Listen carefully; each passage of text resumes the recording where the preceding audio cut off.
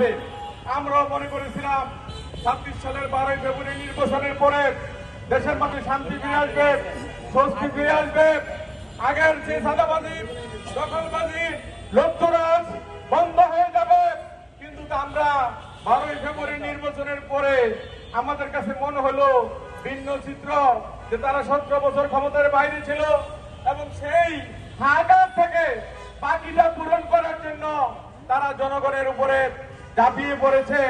চাঁদাবাজি কমে নাই, বেড়ে গিয়েছে, দখলবাজি কমে নাই, বেড়ে গিয়েছে।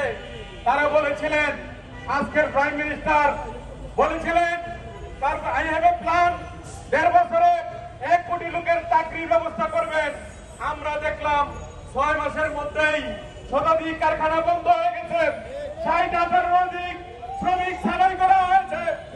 আমরা কর্মসংস্থান গড়ার ব্যাপারে উল্টো আজকে শ্রমিকদের পেটে লাথি মারা হয়েছে। এগুলি আমাদের দাবি নয়, এগুলি হচ্ছে আমাদের অধিকার। সুতরাং আমাদের অধিকার আদায় করার জন্য আজকে আমরা এখানে সমবেত হয়েছি।